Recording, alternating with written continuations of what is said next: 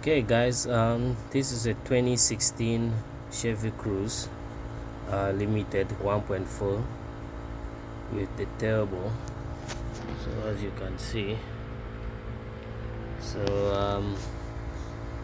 I'm doing a head cylinder gasket, but this it's actually I don't know if I call it a nice but complicated one to do the timing on, because I have to take timing off in order for me to take the head cylinder off. So as I was checking my tool here, seems like once I didn't turn the the cylinder number one to the top dead center. This is kind of actually a different style than the one I did the previous, because I supposed to fit this piece supposed to fit in there, but it won't fit in for some reason, because it's pretty much like the cam is all the way down. But the other one I did, which was also a I believe it was 1.8 engine, I guess, a little later. That one didn't have a turbo. That one, it was kinda actually in good shape, and this part fit in. But on this one with the turbo, it doesn't, because they put the cam a little bit lower, but the other one is upper to a point that you can be able to slide this tool in like that. So this is really not going to work for me. But what I'll say is just make sure I did put this on top dead center. As you can see, the cover here, it has a small slot mark.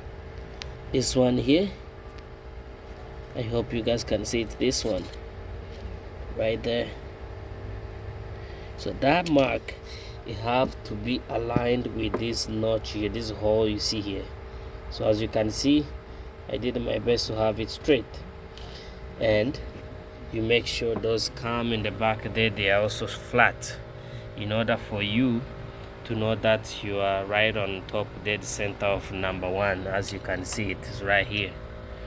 You take the spark plug out, then you put something long, just so you can see what you are doing when you are right on top dead center. So this thing, I actually as I'm doing the head cylinder gasket, I have to do all these, gasket change. As you can see, it's leaking much oil, so which means I have to take this guy off too and replace those little gasket in the back. This is the this is the intake cam, and this is the exhaust side. So as we are going to do this, I already had this apart, so I just wanted to show you guys before I continue, because I can just slide this off. Let's see if I can be able to do it with one hand. Yeah, see, coming with the whole thing, I can get it off for the same thread in there. Let's see. Let's make sure you don't drop it. So I have it as one piece. So you have to clean this nicely before you put it back. Make sure you clean it really good. As you can see, I have some coolant was dripping in.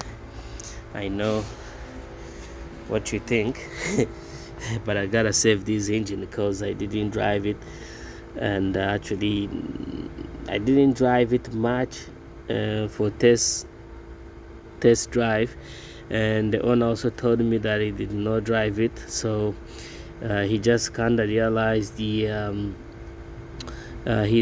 kind of conscious guy who always trying to check his engine oil in the morning before he leave and stuff like that. So he realized the oil was too high, So he just figured out that something's going on into the engine here.